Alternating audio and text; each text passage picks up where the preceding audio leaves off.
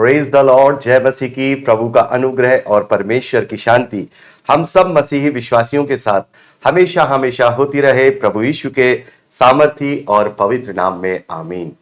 मेरे प्यारे भाई बहनों, आज की रविवार की सभा में, जो कि महीने का पहला रविवार है, जिसमें हम प्रभु के देह के एकीकरण का संस्कार अर्थात तो प्रभु भोज करते हैं, उसके लिए हम परमेश्वर धन्यवाद करते हैं। और हम जब भी प्रभु भोज करते हैं तो उसमें हम एक विषय पर जरूर वचन से बात करते हैं। तो आज का जो विषय है, आज का विषय है प्रभु यीशु का लहू अमूल्य है। प्रभु यीशु का लहू अमूल्य है।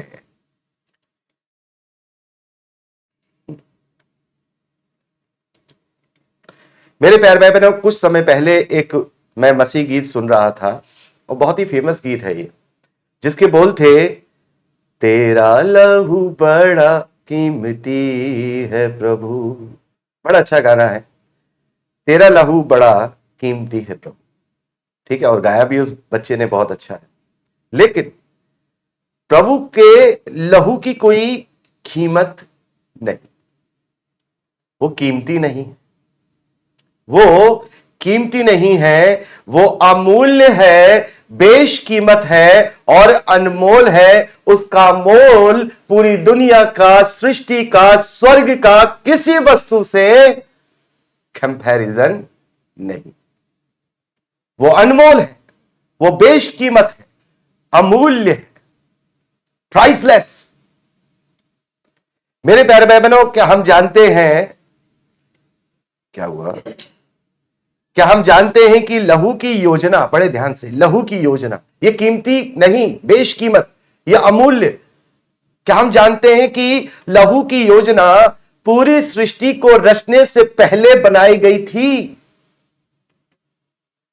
लहू की योजना, जो योजना हम पढ़ते हैं इफिसियों की पत्री में और तमाम जगहों पर, कि परमेश्वर ने जगत की उत्पत्ति से पहले ही योजना बना ली। ये योजना किसकी थी? ये योजना किसकी थी? क्या ये योजना आदम को रचने की थी? क्या ये योजना प्रभु यीशु मसीह के द्वारा जो है प्रभु यीशु मसीह को देहधारी करने की थी? ये योजना क्या थी? ये योजना लहू की योजना थी। और उस लहू को हम किसी कीमत से नहीं आंक सकते। वो महायोजना जो पूरी सृष्टि को रचने से पहले बनाई गई थी। और इफिसियों पहला अध्याय 7वें वचन से लेकर 10वें वचन तक लिखा है, हमको मसीह के उस लहू के द्वारा छुटकारा अर्थात अपराधों की क्षमा परमेश्वर के उस अनुग्रह के धन के अनुसार मिला है, जिसे उसने सारे ज्ञान समझ सहित हम पर बहुतायत से किया और अपनी इच्छा के भेद को अपने भले अभिप्राय के अनुसार हमें बताया, जिससे उसने अपने आप में ठान लिया था। कब? जगत की उत्पत्ति से पहले, सृष्टि की उत्पत्ति से पहले, यूनिवर्स की उत्पत्ति से पहले ठान लिया था कि परमेश्वर की योजना के अनुसार समय के पूरे होने पर जो कुछ स्वर्ग में है, जो कुछ पृथ्वी पर है, वो सब कुछ मसीह में एकत्रित करे। यहां पर अभी हमने क्या पढ़ा 7वें वचन में, हमको मसीह के उस लहू के द्वारा छुटकारा अर्थात लहू की योजना जगत की उत्पत्ति से पहले ही परमेश्वर ने रची थी। परमेश्वर ने संसार की सृष्टि से पहले ही मसीह के लहू के द्वारा उद्धार की योजना ठहरा ली थी। तो फिर किस वस्तु से इसकी कीमत को आंका जा सकता है? क्या किसी भी वस्तु से इसकी कीमत को आंका जा सकता है? क्या हम ये कह सकते हैं कीमती है? कीमती है तो फिर उसकी कोई कीमत है, लेकिन उसकी कोई कीमत नहीं है, इसलिए वो बेश कीमती है।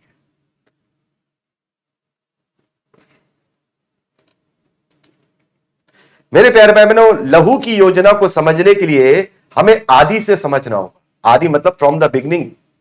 और जीवन को समझना होगा। आपको जीवन को समझना होगा। ये टैगलाइन है आज के संदेश की। जीवन, लाइफ, जीवन को समझना होगा। हमें लहू की योजना को समझने के लिए पहले जीवन को समझना होगा कि जीवन क्या है। क्या हम ये जो जीवन जी रहे हैं ये जीवन है? या पशु पक्षी जो जीवन जीते हैं वो जीवन है, वो लाइफ अलग है। पर असल में जीवन क्या है? जिंदगी, जिसे आप इस तरीके से कह सकते हैं, जिंदगी चल रही है, लेकिन वो जिंदगी हमारे जीने से होती है। और हम जिए कैसे, हम जीवित प्राणी बने कैसे, ये जीवन क्या है? जीवन की जो परिभाषा है वो इस प्रकार से है, जीवन परमेश्वर से प्राप्त वह अस्तित्व है, वो एग्जिस्टेंस है जो किसी प्राणी को उद्देश्य सहित जीवित बनाता है। क्या जीवन क्या है? एक अस्तित्व है। जीवन क्या है? एक अस्तित्व है, एक प्राणी होने का अस्तित्व। बड़े ध्यान से, यहां लाल रंग में लिखा है प्राणी, प्राणी, क्रीचर जिसे इंग्लिश में कहते हैं, प्राणी। तो यह प्राणी का क्या मतलब है? लेकिन उसने उस अस्तित्व को जिसमें जीवन है उसे प्राणी कहा। क्या कहा? प्राणी कहा। लेकिन उस अस्तित्व को जिसमें जीवन है उसे प्राणी कहा गया, चाहे वो स्वर्गीय प्राणी हो, चाहे वो धरती का प्राणी हो। लेकिन उसे प्राणी क्यों कहा गया? क्यों कहा गया प्राणी? वो जीवित अस्तित्व, चाहे वो स्वर्गदूत हो वो भी जीवित है, वो करूब हो वो भी जीवित है, इस संसार में मनुष्य है वो भी जीवित है, पशु पक्षी बनेले जो भी है वो भी जीवित है। उन सभी को प्राणी कहा जाता है, जीवनधारी प्राणी। क्यों उन्हें प्राणी कहा जाता है? क्योंकि उनमें प्राण है। क्या है? Soul, not spirit. बड़े ध्यान से, आत्मा स्पिरिट अदर थिंग होती है, सोल अलग चीज होती है। क्योंकि उसमें प्राण है इसलिए उन्हें प्राणी कहा गया। प्राण के द्वारा ही कोई जीवित अस्तित्व बनता है, अन्यथा वह निर्जीव माना जाएगा। क्या? निर्जीव माना जाएगा। जैसे सजीव और निर्जीव, इस दुनिया में दो तरीके की चीजें हैं, एक लिविंग थिंग्स एंड दूसरा नॉन लिविंग थिंग्स। तो लिविंग थिंग्स वो है जिसमें प्राण है, जिसमें प्राण है। तो ये प्राण क्या है? देखिए, जीवन और प्राण अलग चीज है, हमें समझना होगा आज। तो ये प्राण क्या है? देखिए, मैं एक स्टेप बाय स्टेप एक चीज को लेके आता हूं ताकि हम अगर कम समझने वाले भी हैं तो भी अच्छी तरह से समझ पाए। हमें तीव्र बुद्धि या तीव्र बातों की जरूरत नहीं है, एक हम सामान्य समझ के साथ भी सारी बातों को समझ सकते हैं। तो ये प्राण क्या है? तो ये प्राण क्या है? लैब व्यवस्था, लेविटिकस 17वां अध्याय उसके 11वें वचन का एक पार्ट पढ़ूंगा और 14वें वचन का एक पार्ट पढ़ूंगा, जहां दोनों बातें सेम लिखी हैं। पहला, क्या शरीर का प्राण लहू में रहता है? क्योंकि शरीर का प्राण कहां रहता है? कहां रहता है? लहू में रहता है। क्योंकि शरीर का प्राण जो है वह उसका लहू ही है जो उसके प्राण के साथ एक है। तो प्राण क्या है? प्राण कहां रहता है? मनुष्यों का प्राण कहां रहता है? लहू में रहता है। प्राण और लहू अलग अलग है, लेकिन प्राण, लहू प्राण में रहता है, इसलिए वो एक साथ। लहू निकला प्राण, तो शरीर का प्राण लहू में रहता है, अर्थात प्राण लहू है। क्या है? प्राण लहू है, क्योंकि वो प्राण के साथ एक है। तो फिर क्या, एक मिनट, तो फिर क्या सभी जीवित प्राणियों में जीवन के लिए लहू होता है?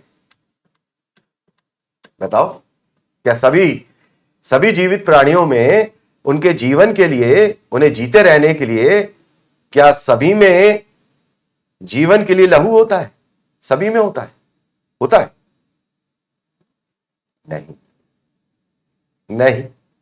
नहीं होता, क्योंकि स्वर्गीय प्राणी भी तो जीवित है। क्या स्वर्गदूत मरे हुए हैं? वो भी तो जीवन पाए हुए जीवित प्राणी हैं, है ना? करूब, वो भी जीवित प्राणी हैं। वो जो प्रतीकात्मक रूप से जो हम पढ़ते हैं प्रकाशित वाक्य 4 अध्याय में कि परमेश्वर के सिंहासन के चारों ओर चार प्राणी हैं, वो भी तो जीवित है, तो क्या उनमें लहू है? यही कॉन्सेप्ट हमें समझना है, यही कॉन्सेप्ट हमें समझना। उनके जीवन के लिए उनके अंदर कोई प्राण नामक लहू नहीं है, तो फिर वो कैसे जीवित है? क्योंकि जीवित रहने के लिए प्राण की आवश्यकता है। अभी मैंने क्या कहा, प्राण और लहू दोनों अलग है, लेकिन मनुष्यों का प्राण लहू में रहता है, इसलिए वो एक साथ है। कोई ये ना कहे कि लहू प्राण है या प्राण लहू है, नहीं, प्राण वो है जिससे हम जीवित बनते हैं, लेकिन मनुष्य के शरीर में वो लहू में रहता है, या हम धरती के कोई भी प्राणी है उसके लहू में रहता है, इसलिए वो एक साथ है। इसलिए हम लहू और प्राण को एक साथ कहते हैं। लेकिन इन्हें जीवित रहने के लिए कौन सा प्राण दिया गया? इन्हें जीवित रहने के लिए, क्योंकि जीवित रहने के लिए तो प्राण चाहिए। अब इनका प्राण कहां रहता है? इनके अंदर तो कोई लहू नहीं है, कोई हड्डी नहीं है, कोई मांस नहीं है, आत्मिक प्राणी है, लेकिन फिर भी जीवित है। तो यही तो मुख्य योजना है लहू के प्राण की, क्योंकि इस सृष्टि को बनाने से पहले प्राण लहू में नहीं था। क्या? प्राण लहू में नहीं था, क्योंकि उस वक्त जितने भी स्वर्ग में क्रीचर थे, प्राणी थे, वो परमेश्वर के जीवन से प्राण प्राप्त किए। क्या भाई? जीने के लिए, बड़े ध्यान से भाई, जनरेटर को चलने के लिए पेट्रोल चाहिए, डीजल चाहिए, कार को चलने के लिए पेट्रोल डीजल चाहिए, पेड़ को चलने के लिए सेल्यूलोज चाहिए, खाद चाहिए, पानी चाहिए, मनुष्य को चलने के लिए भी लहू चाहिए। जीवित रहने के लिए कुछ ना कुछ चाहिए, लेकिन स्वर्ग में तो नहीं चाहिए कुछ। स्वर्ग में तो जीवित रहने के लिए कुछ नहीं चाहिए, उन्हें कुछ नहीं चाहिए। तो यही योजना लहू के प्राण की योजना है, जो हमें समझना होगा। जो बेशकीमत लहू परमेश्वर प्रभु यीशु का हमें वो लहू क्या देता है? ये वही जीवन देता है, ये वही जीवन देता है जो बिना लहू का जीवन है। बड़े ध्यान से। और जो बिना लहू का जीवन है, जो बिना लहू का प्राण है, वो परमेश्वर का प्राण, वो परमेश्वर का जीवन। देखिए, एक एक चीज आपको समझनी, एक एक चीज समझनी। यही मुख्य योजना है लहू के प्राण की योजना। वह जीवित है असली जीवन के प्राण से। वो कैसे जीवित है? वो असली जीवन के प्राण से, जिसमें प्राण अर्थात लहू नहीं होता, वरन जीवित आत्मा होता है। इसलिए स्वर्गदूतों को आत्माएं कहा गया। परमेश्वर को भी प्रभु यीशु मसीह ने आत्मा कहा, अर्थात जो भी स्वर्गीय क्रीचर है वो जीवित है, क्योंकि वो एक जीवित आत्मा के द्वारा, जिसका मूल स्रोत परमेश्वर के वचन में। नहीं समझ में आया? मनुष्य को जीने के लिए लहू चाहिए, पशु पक्षियों को जीने के लिए लहू चाहिए, क्योंकि लहू में ही प्राण है। लेकिन आत्मिक प्राणियों को, यानी कि स्वर्गीय प्राणों को लहू नहीं चाहिए, क्योंकि वो उनका प्राण वचन में। किसमें है? वचन, वर्ड ऑफ गॉड नहीं, ये वाला शाब्दिक नहीं, वचन, लोगोस, यूहन्ना का सुसमाचार, जिसमें परमेश्वर के लिए वचन कहा गया है। वचन के द्वारा उनके अंदर जीवित है, और जो वचन के द्वारा जीवन दिया गया, वो जीवन कभी खत्म नहीं होता। देखिए, यूहन्ना पहला अध्याय 3 वचन और 4 वचन में सब कुछ, यानी कि इससे पहले क्या लिखा है? आदि में वचन था, वचन परमेश्वर था, वचन परमेश्वर के साथ था, और सब कुछ बिना वचन के कुछ भी नहीं बनाया गया। सब कुछ उसी के द्वारा उत्पन्न हुआ, और जो कुछ उत्पन्न हुआ है उसमें से कोई भी वस्तु उसके अर्थात वचन के बिना उत्पन्न ना हुई, जिसमें जीवन था। क्या था? वचन में क्या था? जीवन था, और आत्मिक प्राणी उसी वचन के द्वारा प्राणी बने, उनमें प्राण आए और वो जीवित बने। और इसी वचन के द्वारा आदम भी जीवित प्राणी बना, लहू के द्वारा नहीं। अगर लहू के द्वारा बनाया जाता तो फिर तो परमेश्वर कहता आदम बन जा, जैसे उसने कहा और हो गया। इससे पहले हम उत्पत्ति की पुस्तक में क्या देखते हैं कि उसने कहा और हो गया। लेकिन आदम को रचने के समय परमेश्वर ने यह नहीं कहा कि हो गया, उसने कहा और हो गया, उसने उसे रचा। उसके लिए एक मंत्रणा हुई। लिखा है उत्पत्ति पहला अध्याय 26-27वें वचन में, आओ हम अपने ही स्वरूप में, हम कौन पिता पुत्र, हम कौन यहोवा वचन पवित्र आत्मा त्रिएक परमेश्वर, आओ हम अपने स्वरूप और अपनी समानता में मनुष्यों को अपने ही स्वरूप में रचे। यह नहीं कहा मनुष्य बन जा और मनुष्य बन गया। एक योजना, एक मंत्रणा दिखाई देती है, और फिर उसने धरती के तत्वों से अर्थात मिट्टी से, और वहां पर बहुत सारे लोग कहते हैं मिट्टी नॉट सोल, सॉइल वाली मिट्टी नहीं। अगर इसे इब्रानी भाषा में पढ़ेंगे तो वहां है धूल, क्या, डस्ट, गारा नहीं। गारा वाली मिट्टी नहीं कि उसने मूर्ति बना दी, उसने डस्ट से अर्थात पृथ्वी के तत्वों और कणों से मिला करके उसको बनाया, और उसमें अपने वचन का श्वास फूंक दिया। यही यहां इस वचन में बहुत ही डीप बात लिखी हुई है, जो शायद कभी हम समझते थे कि नहीं। उसमें जीवन था। किसमें था जीवन? वचन में जीवन था, और वह जीवन मनुष्यों की ज्योति था। नोट है क्या लिखा है? वह जीवन मनुष्यों की ज्योति था। और यह बात आदि से चल रही है। किससे चल रही है? आदि से। यह पाप में पड़ने के बाद की बात नहीं चल रही है, यह आदि से बात चल रही है। From the beginning. शुरुआत कहां से होती है? पहले अध्याय की, पहले वचन की। आदि में वचन था, वचन परमेश्वर के साथ था, वचन परमेश्वर था। तो ये आदि में था चल रहा है, पास्ट टेंस। उसमें जीवन था, उसी जीवन से सारे करूब, स्वर्गदूत, सब कुछ बना है। हम पढ़ते हैं कुछ भी उसके बिना नहीं बना कुलूसियों में। और वह जीवन मनुष्यों की ज्योति था है नहीं। यहां लिखा है था, ना कि है। ऐसा क्यों? क्योंकि यहां आदम की बात हो रही है। आदम का प्राण लहू में नहीं था। आदम का प्राण लहू में था? नहीं था। क्योंकि अगर ऐसा होता तो उसका लहू बहता तो मर जाता, उसके लहू में कोई वायरल आता तो मर जाता। उसका जीवन यही ज्योति था जो परमेश्वर के वचन के द्वारा उसे जीवित प्राणी बनाता है, और वो ही जीवन है बिना लहू का। क्या?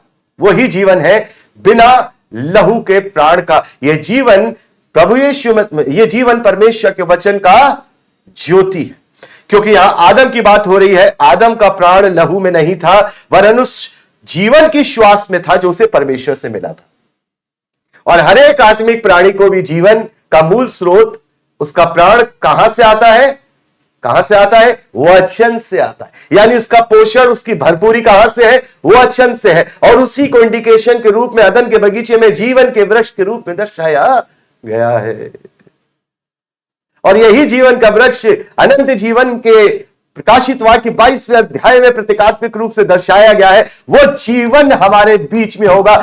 हमें फिर किसी लहू की आवश्यकता नहीं, क्योंकि लहू का जीवन क्या है? लहू का जीवन नाशवान। क्या? लहू का प्राण भी नाशवान है और लहू भी नाशवान है। लेकिन परमेश्वर की तरफ से, वचन से जो जीवन मिलता है, क्या लिखा है वचन, प्रकाशित वाक्य में क्या लिखा है? परमेश्वर का मेमना वहां की ज्योति होगा। और जब परमेश्वर हमारे बीच में होता है तो वहीं से जीवन की भरपूरी, वहीं से प्राण की भरपूरी होती है, फिर लहू से नहीं होती। आज हमारे जीवन का, आज हमारे शरीर का पोषक लहू से है और उसमें प्राण है, लेकिन अनंत जीवन में ना लहू होगा, ना मांस होगी, ना हड्डी होगा, नया पुनरुत्थान की देह होगी, जिसका पोषण भी तो जरूरी है। उसका पोषण वचन की सहभागिता से। ठीक है, आप अगर समझ पा रहे हैं तो एक एक जरा थंब दे दीजिए, एक एक थंब दीजिए अगर समझ में आ रहा है। वेरी गुड, प्रभु का धन्यवाद, प्रभु का धन्यवाद। चलिए, और लिखा है कि वह जीवन, क्या लिखा था? वह जीवन मनुष्यों की ज्योति था, अर्थात उसमें मृत्यु नहीं थी। वो आदम के अंदर जो जीवन दिया वो ज्योति के समान जीवन था, ज्योति के समान जीवन था, अर्थात उसमें मृत्यु नहीं थी, क्योंकि ज्योति जीवन को और अंधकार पाप और मृत्यु को दर्शाता है।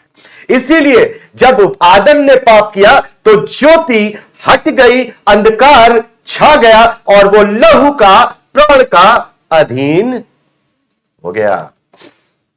और इसी कारण से लिखा है यूहन्ना रचित सुसमाचार में कि अंधकार में ज्योति प्रकट हुई और अंधकार ने उसे ग्रहण ना किया। ठीक है, लेकिन फिर भी आदम में लहू था, क्योंकि वो सृष्टि के तत्वों से मिलकर बनाया गया था, जिसमें सृष्टि के प्राणियों का प्राण रहता है। तो यही मेरे प्यारे भाई बहनों लहू की, परमेश्वर के लहू की योजना थी। ऐसा प्राण जो विनाशी प्राण हो, ऐसा प्राण जो विनाशी प्राण हो, ऐसा प्राण नहीं जो अविनाशी। शैतान और जो दुष्ट आत्माएं या स्वर्गदूत वो अमर हैं, वो गंधक की झील में हमेशा हमेशा के लिए तड़पने के लिए डाले जाएंगे। उनको नाश, वो खत्म नहीं होंगे, मरेंगे नहीं। क्या लिखा है? शैतान और उसके दूतों को गंधक की झील में हमेशा हमेशा तड़पने के लिए डाल दिया जाएगा।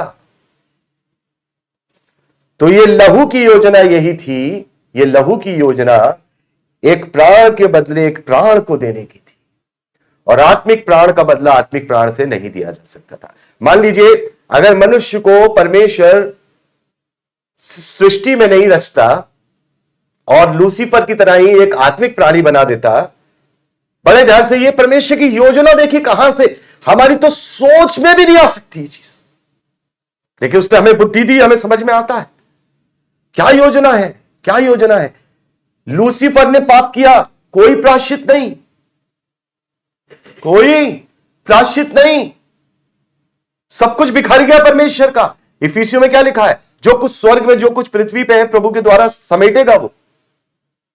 लूसीफर ने पाप किया, परमेश्वर से दूर, 1/3 स्वर्गदूत उसने गिरा दिए, परमेश्वर से दूर, बिखर गया। क्या करे? क्योंकि लूसीफर के पाप का कोई प्रायश्चित नहीं था। आज 1/3 गए, परमेश्वर कहता है, परमेश्वर उस वक्त कहता होगा अभी 1/3 गए, मैं इन्हें गंधक की झील में डाल दूंगा, फिर 1/3 और विरोधी बन जाएंगे, फिर इन्हें गंधक की झील में डाल दूंगा, फिर 1/3 और गंधक की झील में डाल दूंगा। इनका तो कोई प्रायश्चित ही नहीं है, इनका तो कोई प्रायश्चित ही नहीं। क्या लूसीफर का कोई प्रायश्चित है? लूसीफर के प्रायश्चित के लिए कौन सा लहू लाएंगे, जबकि उसका लहू प्राण में, उसका प्राण लहू में नहीं रहता। तो उसके लिए कौन सा बलिदान लेके आएंगे परमेश्वर? इसलिए उसने एक ऐसे प्राणी को रचने की योजना बनाई जिसका नाम है आदम, जिसमें उसने अपने इकलौते पुत्र के द्वारा उसके प्रायश्चित की योजना बनाई, ताकि गलती का प्रायश्चित किया जा सके और परमेश्वर को अपनी सृष्टि खत्म बार बार ना करनी पड़े, और उसे अपनी विश्वास योग्य संतान उत्पन्न करके अंधियारे को एक ही बार में मिटा के आज्ञा पालनता से विजय दिला सके। कितनी गहरी बात है। तब उसने लहू की योजना बनाई, मतलब उसने एक ऐसे प्राण की योजना बनाई जो उसके वचन के प्राण से अलग था, नहीं समझे? समझे कि नहीं समझे? कि समझिए। मतलब फिर उसने एक ऐसे प्राण की योजना बनाई कि जो प्राण का बदला प्राण से देके प्रायश्चित कर सके, और एक ऐसा प्राणी बनाया जो स्वर्गीय नहीं है, वरन अब इस विनाशी सृष्टि का विनाशी तत्वों का हिस्सा है, आदम। बहुत बड़ी योजना है। लोग कहते हैं ना, अरे क्यों बनाया दुनिया क्यों बनाई? अरे ये कितनी बड़ी योजना है जो बाइबल के अलावा कोई और किताब उजागर नहीं करती। फर्क इतना है, समझ और बुद्धि हम में कितनी, क्या हमने आत्मिक बुद्धि और समझ को मांगा है? तब उसने परमेश्वर ने इस लहू की योजना को बनाया। लहू मतलब एक और प्राण की योजना बनाई, जो प्राण विनाशी प्राण है। वो प्राण जो विनाशी प्राण है, यानी कि प्राण के बदले में प्राण का छुटकारा हो सके। फिर उसने एक ऐसे विश्वासी योग्य संतानों को चाहा जो उसने अपने इकलौते पुत्र में होकर उस योजना को पूरा किया। कितनी गहरी योजना, समझ में आ रहा है तो करिए एक लाइक, बिल्कुल अभी, क्योंकि ये बहुत गहरी बातें हैं। हर एक को जब तक आत्मा में होकर नहीं समझेगा उसे समझ में नहीं आएगा। ठीक है, चलिए।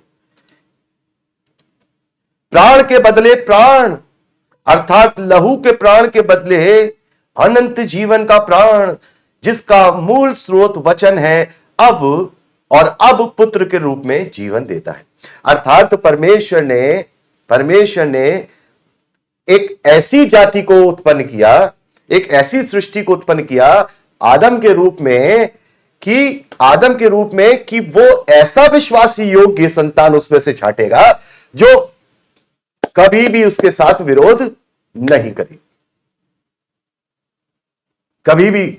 और अगर वो विरोध करती है, उसने करा भी, अगर इस धरती पर पाप करा भी, इस धरती पर विरोध करा भी, तो उसके प्रायश्चित का भी इंतजाम करके रखूंगा लहू के द्वारा, ताकि किसी ना किसी रीति से मेरी समानता और स्वरूप में रचा गया आदम मेरा परिवार, मेरी संतान बनके मेरे साथ रह सके। कितनी बड़ी योजना है। जब उसने देखा कि स्वर्गीय क्रीचर जो मेरी सेवा के लिए मैंने बनाए थे वो मेरे ही विरोध में चले गए, अब इनका प्रायश्चित कहां से करूंगा? नहीं हो सकता, क्योंकि परमेश्वर की व्यवस्था है, पाप की मजदूरी मृत्यु, पाप की मजदूरी मृत्यु। और हमारे लिए ये संसारिक मृत्यु को तो हम मृत्यु समझते हैं, लेकिन ये पहली मृत्यु है। प्रकाशित वाक्य में लिखा है ये पहली मृत्यु है। दूसरी मृत्यु अनंत है, क्योंकि हमारा आत्मा अमर है, हमारा आत्मा अमर है, वो ही आत्मिक स्वरूप में वचन के जीवन के द्वारा बना है, तो वो भी गंधक के झील में ही डाला है। हमें समझना होगा इस बात को। तो प्राण के बदले प्राण, अर्थात लहू के प्राण के बदले अनंत जीवन का प्राण, जिसका मूल स्रोत वचन है। यह लिखा हुआ वचन नहीं, लोगोस, मुंह से निकला हुआ वचन, यानी कि परमेश्वर का वचन। और वो वचन अब पुत्र के रूप में जीवन देता है। पहले कैसे कमांड में जीवन देता था, जो भी कुछ बनाया परमेश्वर ने वचन के द्वारा, और वचन से उसमें जीवन आया और अनंत जीवन आया। लेकिन आज मनुष्यों को वो मनुष्य रूप में, अर्थात पुत्र रूप में जीवन देता है। यूहन्ना 5:26 में लिखा है, क्योंकि जिस रीति से पिता अपने आप में जीवन रखता है, उसी रीति से उसने पुत्र को भी अधिकार दिया कि वह अपने आप में जीवन रखे। तो परमेश्वर ने प्रभु यीशु मसीह में होकर जो लहू की योजना बनाई थी, वो लहू उस प्राण का पलटा है जो प्राण हमारा अनंत जीवन का है। नहीं समझे? प्रभु ने क्या कहा? जो कोई अपना प्राण बचाना चाहेगा वो अपना प्राण खोएगा, और जो कोई अपना प्राण खोएगा वो अपना प्राण बचाएगा। इसका मतलब क्या है? हमारा प्राण का मतलब जीवन है। प्राण का मतलब जब तक हमारे अंदर प्राण है जब ही जीवन है। यानी कि इस प्राण का पलटा उस प्राण से किया जो प्राण प्रभु का लहू है, प्रायश्चित के रूप में, ताकि हमारा यह प्राण हमेशा हमेशा उस अनंत जीवन वाले जीवन के प्राण से मेल खाए। देखिए अभी और भी आपको और क्लियर होता जाएगा, क्योंकि जिस रीति से पिता ने अपने आप, ये हमने पढ़ लिया, अपने आप में जीवन रखे। ठीक है, तो लहू की योजना जीवन देने की थी। अर्थात वह जीवन जो वचन अर्थात मसीह में है। हमें जीवन की डेफिनेशन समझनी है, प्राण की नहीं, जीवन की डेफिनेशन। इसलिए प्रभु कहता है मार्ग, सत्य और जीवन मैं ही हूं, मैं ही हूं जीवन। जो मुझ पर विश्वास करेगा उसके हृदय से जीवन के जल के नदियां फूट पड़ेंगी। ये जीवन को समझो, ये जीवन को समझो। हम अपना जीवन क्या समझ रहे हैं? इसी धरती का गंदा बुरा सा जीवन, इस शरीर के अभिलाषाओं का जीवन, इस शरीर की तकलीफों का जीवन। यही जीवन नहीं है, ये खत्म हो जाएगा जीवन, ये खत्म है, नाशवान है। जिंदगी का, सृष्टि का सबसे बड़ा मूल, सबसे बड़ा सत्य है मृत्यु। 120, 150, 160 कितना साल जियोगे? एक दिन खत्म। तो ये जीवन नहीं है जिसको तुम जीवन समझ रहे हो। जीवन वो है जो लहू के पलटे तुम्हें जीवन देने आया, अर्थात मसीह में। अर्थात उसके लहू बहाए जाने से हमारे प्राण का प्रायश्चित होता है और हमें उसके प्राण के बदले उसका जीवन मिलता है। क्या? उसके लहू बहाए जाने से। भाई वो भी मनुष्य में, तो मनुष्य रूप में आया ना, उसका भी लहू था, लेकिन उसका लहू निष्कलंक था। और उसने अपने प्राण, क्या प्रभु मरे नहीं थे? कोई ये कहेगा कि प्रभु सो गए थे, तो फिर वो क्या जी उठा? प्रभु सोया नहीं था, प्रभु बेहोश नहीं हुआ था, प्रभु अनकॉन्शियस नहीं हुआ था। उसके प्राण निकले थे, प्राण त्यागे थे। लहू जब उसके शरीर से कतरा कतरा लहू बह गया, तब उसका प्राण उसने छोड़ दिया और कहा, मैं प्राण तो मैंने छोड़ दिए, पर हे पिता, अब मैं अपना आत्मा तेरे हाथों में सौंपता। तो प्रभु भी मरा, उसका भी प्राण गया, लेकिन वो आत्मा में होकर नई सृष्टि में, नए पुनरुत्थान में अपनी धार्मिकता के अनुसार, अपने वचन अनुसार, अपने जीवन अनुसार जी उठा। हालेलुया। तो प्रभु यीशु मसीह का लहू जिसमें उसका प्राण था, किसका प्राण था? प्रभु यीशु मसीह के मानवीय शरीर का प्राण किसमें था? उसके लहू में। लेकिन उसका आत्मिक जीवन का प्राण कहां था? उसकी आत्मा में। इसलिए पतरस कहते हैं कि शरीर के भाव से तो वो मरा, लेकिन आत्मा के भाव से वो जी उठा। तो कहने का मतलब यह है, उसके लहू बहाए जाने से हमारे प्राण का प्रायश्चित होता है और हमें उसके प्राण के बदले, हमें उसके प्राण के बदले जीवन, प्राण के बदले प्राण। लेकिन सवाल यह भी उठता है कि परमेश्वर ने यह सृष्टि और मनुष्य को क्यों बनाया? देखिए, जवाब दे चुका हूं, लेकिन इसका और भी मैं विस्तार से बहुत सारे संदेश बना चुका हूं और आगे भी बनाता रहूंगा। तो आज हम इस बारे में बात नहीं करेंगे क्योंकि हम बहुत अच्छी तरह से जानते हैं, ठीक है। और आज भी मैंने इस बात को बता दिया कि उसने क्यों बनाया, क्योंकि वो एक ऐसे प्राणी को चाहता था जो विश्वास योग्य हो और जिसका प्रायश्चित किया जा सके। कई बार बता चुका हूं, लेकिन अभी हम फिलहाल लहू की योजना पर बात करेंगे। तो मेरे प्यारे भाई बहनों, जब लहू की योजना उस जीवन से जुड़ी है जो हमें उसके लहू बहाए जाने से मिलती है, तो क्या हम इसके महत्व को समझते हैं? तो क्या हम इसके महत्व को समझते हैं? हम तो गाते रहते हैं अनजाने में भी, यीशु बड़ा कीमती लहू है तेरा। कीमती कहां है वो? कौन देगा उसकी कीमत? वो तो बेशकीमती है। क्या हम इसके महत्व को समझते हैं? जब देखो लहू उठा के किसी को भी ढाप देते हैं, जबकि लहू तो जीवन देता है। प्रभु यीशु का लहू क्या देता है? प्रभु यीशु मसीह का लहू प्राण देकर जीवन देता है। यदि हम उसका मूल्य समझते, या हम उसे अमूल्य लहू को जो जीवन देता है, अगर उसका महत्व समझते, तो किसी निर्जीव वस्तु या नाशवान वस्तुओं पर उसे रोज छिड़कते। लहू का छिड़काव मुझे जीवन देता है, आपको जीवन देता है, उस हर एक विश्वासी को जीवन देता है। तो क्या लहू का छिड़काव जो रोज अपनी प्रार्थनाओं में आप करते हो, स्कूटर पे, रेलगाड़ी पे, बस पे, घर पे, जानवरों पर, तो आप क्या कहना चाहते हो कि प्रभु का खून इतना सस्ता हो गया है कि वो निर्जीव वस्तुओं में भी जान डाल देगा? क्या यही है योजना? और फिर जब समझाया जाता है तो कितने बुद्धिमान बनते हैं कि अपने मन की ही करते हैं और प्रभु के लहू का मन करना नहीं छोड़ते, नहीं छोड़ते। न जाने उनको किसी ने यह कह दिया है कि अगर तुम लहू की बात करना छोड़ दोगे प्रार्थनाओं में तो तुम नरक चले जाओगे। पता नहीं कौन सी बाइबल में उन्होंने पढ़ा, लेकिन प्रभु का अपमान करने से वो गुरेज नहीं करते। जो प्रभु का लहू जीवन देता है, वो जीवन उसी पर छिड़का गया है जिसे जीवन मिला है। अर्थात एक ही बार महायाजक प्रभु यीशु ने अपने लहू के छिड़काव के द्वारा मुझे जीवन दे दिया है।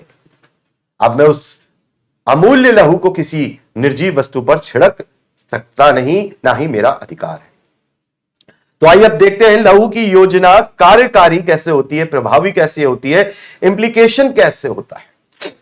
प्रभु की ये लहू की योजना हम मनुष्यों में ये इंप्लीमेंट कैसे होती है, ये इंप्लीकेशन कैसे होता है, इसका प्रभाव कैसे होता है। बड़े ध्यान से, जैसे लिखा है रोमियो 6:23 में, क्योंकि पाप की मजदूरी तो मृत्यु है। मैंने क्या कहा? पाप की मजदूरी तो मृत्यु है। ऐसे तो परमेश्वर को हर क्रीचर को अपने खत्म करना पड़ेगा। तो उसने ये योजना प्रायश्चित की योजना, क्योंकि पाप की मजदूरी तो मृत्यु है, तो जो प्राणी पाप करेगा वह मरेगा। क्या मैंने क्या बोला? ये केवल यही जीवन की मृत्यु मत समझिए कि बस हमारा ये जीवन खत्म हो गया। तो बहुत सारे क्या कहते हैं, अरे जो कुछ है यही है, किन्ने देखा, मर जाएंगे, याद भी नहीं रहेगा। लोगों की सोच है। नो ना, गलत फहमी में मत रहना आप कि अगर मर गए तो सब कुछ खत्म। कुछ खत्म नहीं, वहीं से शुरू है, वहीं से शुरू है। और मैंने क्या बोला? पहली मृत्यु तो यहां हमें मिलेगी, लेकिन दूसरी मृत्यु गंधक की झील है। वैसी ये जिंदगी हमारी पहली जिंदगी है, लेकिन दूसरी जिंदगी अनंत जीवन है। तो मृत्यु का मतलब केवल हमारी सांस रुक जाना ही नहीं है, हार्ट रुक जाना ही नहीं है, दिमाग का काम कर देना ही बंद नहीं है, लहू का बह जाना ही नहीं है। मृत्यु का मतलब जो मृत्यु शैतान और उसके दूतों को मिलेगी वो है। पाप की मजदूरी तो मृत्यु है, जो कोई प्राणी पाप करेगा वह मरेगा। परमेश्वर के न्याय की यही व्यवस्था है। क्या है? Law of judgement, God's law of judgement. यही जजमेंट की, यही न्याय की लॉ है, कानून है। तो परमेश्वर के न्याय की व्यवस्था कभी नहीं बदल सकती। यह बात शैतान भी जानता था, इसीलिए उसने क्षमा नहीं मांगी, ना वो मांग सकता, क्योंकि मालूम है कि क्षमा मिलेगी नहीं। क्योंकि मैं खून करके जज साहब के पास जाके बोलूं, जज साहब मुझे माफ कर दो, अब नहीं करूंगा खून, तो जज साहब मुझे क्षमा कर देंगे? जज साहब कहेंगे भाई ठीक है भाई, मैं तो तुझे माफ कर सकता हूं इंसान होने के नाते, लेकिन कानून तुझे सजा देगा। अब तू माफी मांग रहा है तो ये कर देता हूं, कानून में जो कम से कम सजा है वो मैं तेरे लिए निर्धारित कर देता हूं, लेकिन सजा जरूर मिलेगी। तो परमेश्वर के न्याय की व्यवस्था कभी नहीं बदल सकती। तो फिर परमेश्वर की योजना पूरी होगी। कैसे पूरी होगी? माफ कीजिए, कैसे लिखना भूल गया हूं। क्योंकि सबने पाप किया और कोई भी नहीं बचेगा। फिर तो कोई भी नहीं बचेगा, है ना, सब मर जाएंगे। क्योंकि लिखा है रोमियो 3:10 में, कोई धर्मी नहीं, एक भी नहीं। और यूहन्ना भी कहते हैं इस बात को अपनी पहली पत्री में कि जो ये बोले कि मुझ में कोई पाप नहीं था, तो वो अपने आप को सबसे बड़ा झूठ, अपने आप को धोखा देता है। दूसरी बात बड़े ध्यान से, यदि हम मान भी लें, जो कि असंभव बात है, फिर भी हम मान लेते हैं कि कोई ऐसा है जिसने कोई पाप नहीं किया, मान लो कोई ऐसा है, असंभव है लेकिन फिर भी मान लो, तो भी वह उस मृत्यु से नहीं बचेगा जो वह आदम से विरासत में लेकर जन्मा है। उस मृत्यु से नहीं बचेगा। जैसा रोमन्स 15:12 में लिखा है, इसलिए जैसा एक मनुष्य के द्वारा पाप जगत में आया और पाप के द्वारा मृत्यु आई, तो कोई भी मनुष्य उससे नहीं बच सकता। तो फिर आदम और उसकी संतानें नाश होने से कैसे बच सकते हैं? इसी के लिए उसने अपने लहू की व्यवस्था की योजना बनाई। अर्थात एक ऐसा प्राण जो लहू में रहता है, जो नाशवान है, अगर प्रभु का प्राण जो लहू में रहता है, अगर वो नाशवान नहीं होता तो क्या उसको मृत्यु आती? तो अगर मृत्यु नहीं आती तो पलटा कैसे होता? जरा सोचो। है अगर परमेश्वर स्वयं ऐसे ही प्रभु यीशु मसीह मानव रूप में नहीं आते, ठीक है, देहधारी जन्म नहीं लेते और वैसे ही आ जाते, किसी स्वर्गदूत को भेज देते, जैसे बहुत सारे बुद्धिमान कहते हैं कि वो तो मिकाइल फरिश्ता है। अरे मिकाइल फरिश्ता कैसे हो सकता है? वो तो अविनाशी, वो मर ही नहीं सकता। और मिकाइल फरिश्ते में वो गुण नहीं है कि वो मानव रूप में आ सके पवित्र आत्मा की सामर्थ्य से। वो आत्मा ही आ सकता है, वचन आ सकता था, क्योंकि वो परमेश्वर के लिए संभव है मनुष्य बनना। तो लहू की व्यवस्था बनाई उसने, उस प्राण की व्यवस्था बनाई कि भाई इसके प्राण के बदले में कोई ऐसा प्राण दो, ऐसा प्राण हो जिसे बहाया जाए और इसके प्राण का प्रायश्चित हो और पलटा मिले। यह है लहू की व्यवस्था, जिसे प्रायश्चित की व्यवस्था, जिसे प्रायश्चित की, रिपेंट की व्यवस्था कहते हैं। जैसा हम पुराने नियम में पढ़ते हैं, लेविटिकस लय व्यवस्था 17 अध्याय 11वें वचन में, क्योंकि शरीर का प्राण लहू में रहता है और मैंने तुम लोगों को वेदी पर चढ़ाने के लिए दिया है कि तुम्हारे प्राणों के लिए प्रायश्चित किया जाए, क्योंकि प्राण के लिए लहू से ही, क्या? प्राण के लिए लहू से ही प्रायश्चित होता है। अर्थात प्राण का बदला प्राण, अर्थात प्राण का बदला प्राण। तो पापों के प्रायश्चित के लिए लहू का बलिदान जरूरी है। क्या? पापों के प्रायश्चित के लिए लहू का बलिदान जरूरी है, प्राणों के बदले प्राण का बलिदान जरूरी है, जैसा लिखा है इब्रानियों की पत्री 9:22 में, क्योंकि व्यवस्था के अनुसार प्राय सब वस्तुएं लहू के द्वारा शुद्ध की जाती हैं और बिना लहू बहाए क्षमा नहीं। यानी दंड बिना छुटकारा नहीं, दंड बिना छुटकारा नहीं। दाम तो चुकाना पड़ेगा भैया, मुआवजा तो भरना पड़ेगा। लेकिन सवाल यहां यह उठता है कि परमेश्वर तो क्षमा करने वाला है, तो उसे पापों की क्षमा के लिए लहू के बलिदान की आवश्यकता क्यों पड़ी? वो तो वैसे ही क्षमा कर देता।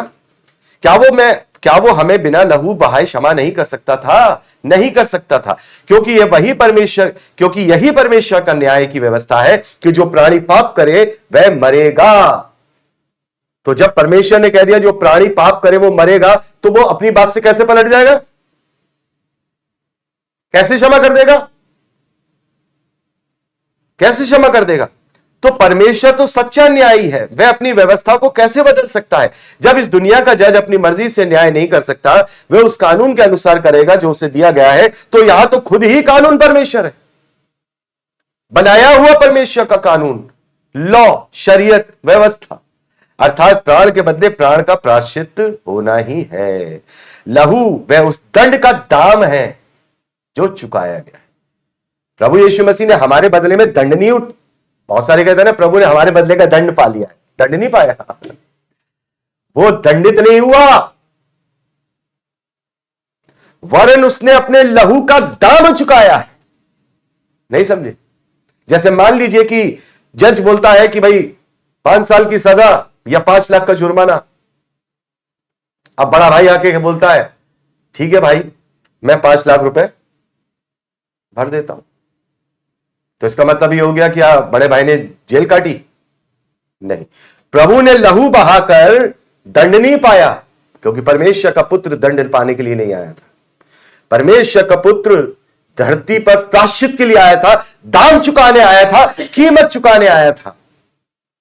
तो प्राण के बदले प्राण, प्रायश्चित का वह लहू उस दंड का दाम है जो चुकाया गया, हर एक मानव जाति के लिए चुका दिया गया। जो कोई उस पर विश्वास करेगा, चुका दिया गया वो दंड का दाम।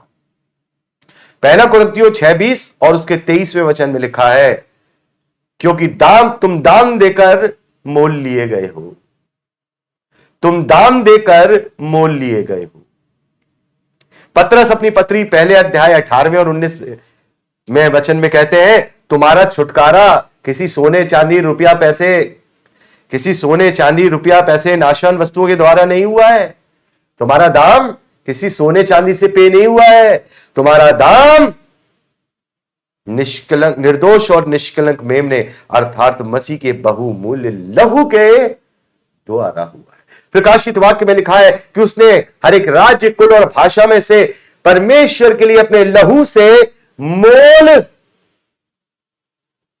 तो उसने दाम चुकाया है, प्रायश्चित का दाम। वो कहते हैं हमारे बदले में तो नरक भी सहायक सह लिया। नहीं, अगर ऐसा होता तो फिर तुम्हें कभी मृत्यु ना आती, फिर तुम्हें कभी परमेश्वर दंड नहीं दे सकता था। क्योंकि एक बात बताओ, अगर मेरे बदले में मेरे भाई को फांसी पे चढ़ा दिया गया और मेरा दंड उसने पा लिया, तो मेरे किए का जज मुझे दोबारा क्या सजा दे सकता है? मैं तो कह दूंगा उसने पा ली सजा। लेकिन यहां यह नहीं है, यहां दंड का दाम चुकाया जाना और प्रायश्चित का मेमना का कॉन्सेप्ट है, लहू का कॉन्सेप्ट है। तो यहां एक और सवाल उठता है कि पुराने नियम में तो परमेश्वर ने पापों के प्रायश्चित के लिए बैलों और बकरों का बलिदान करने को कहा कि नहीं कहा? तो फिर यीशु के बलिदान की क्या जरूरत थी? कोई और मनुष्य भी हो सकता था। तो क्या परमेश्वर ने अपनी ही व्यवस्था को बदल दिया?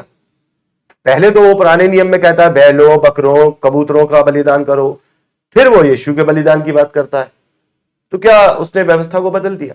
नहीं, लहू की व्यवस्था, लहू की योजना बैलों और बकरों से नहीं थी। लेकिन फिर भी क्यों किया? अभी सुनिए। बिल्कुल भी नहीं। तो परमेश्वर ने अपनी व्यवस्था नहीं बदली, वरन पुराने नियम में उसका प्रतिबिंब अर्थात छाया के रूप में करने की आज्ञा दी थी। वो एक छाया थी, एक प्रतिबिंब था, एक शैडो था, रिफ्लेक्शन था।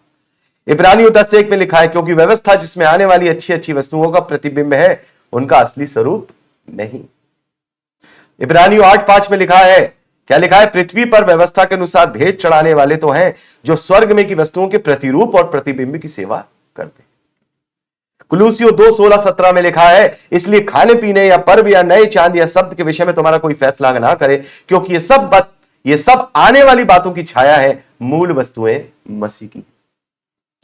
तो यहां एक और सवाल उठता है। अब मैं कितने सारे सवाल निकालता हूं ना, देखिए सवाल भी मैं ही करता हूं, जवाब भी मैं देता हूं। क्यों? क्योंकि जब हम बात करते हो तो सवाल उठते हैं।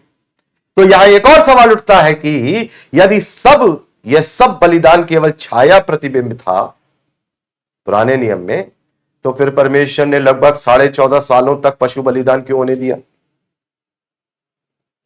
जब वो असली था ही नहीं तो क्यों होने दिया? बेचारे इतने सारे जानवर मर गए।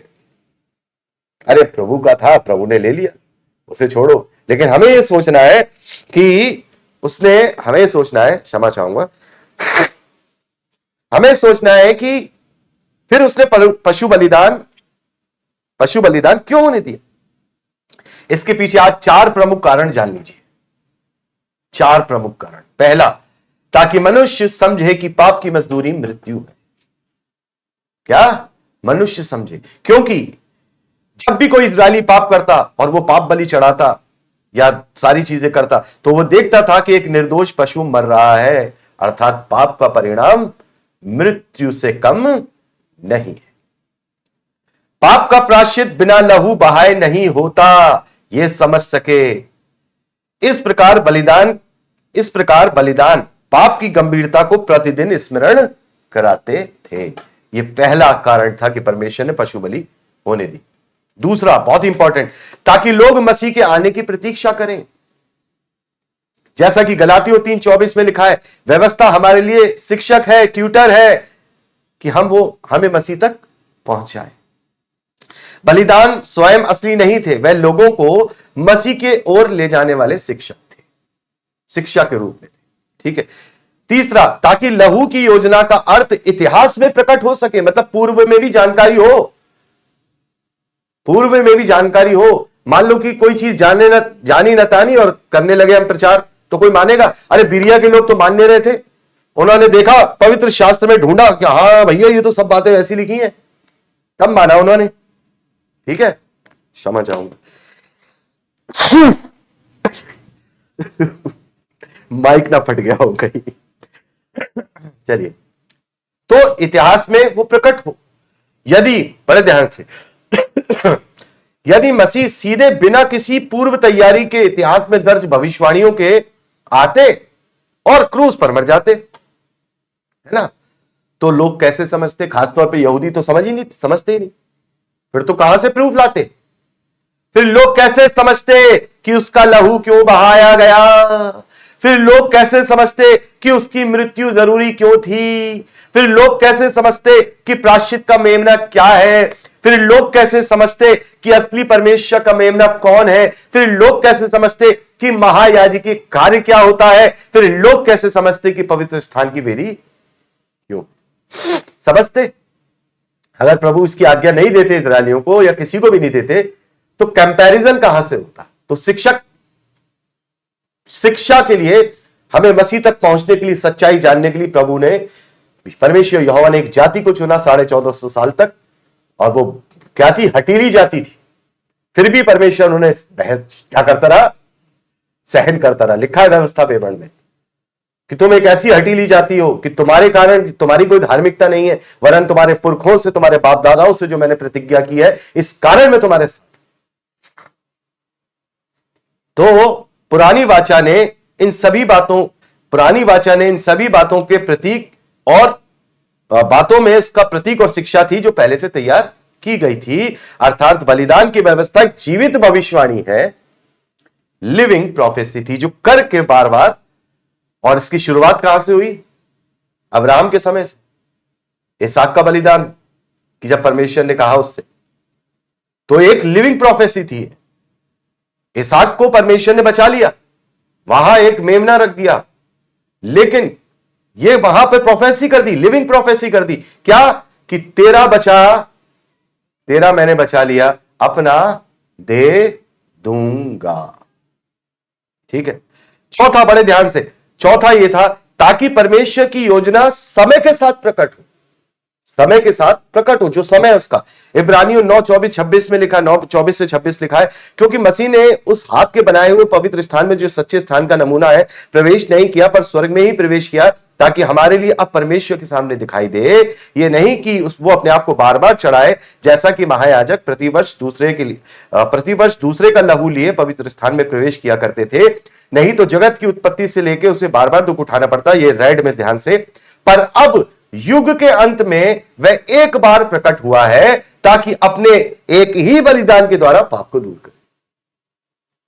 तो ये सब इसलिए चीजें हुई कि प्रभु की पहचान हो सके और सही उचित समय पहचान सके।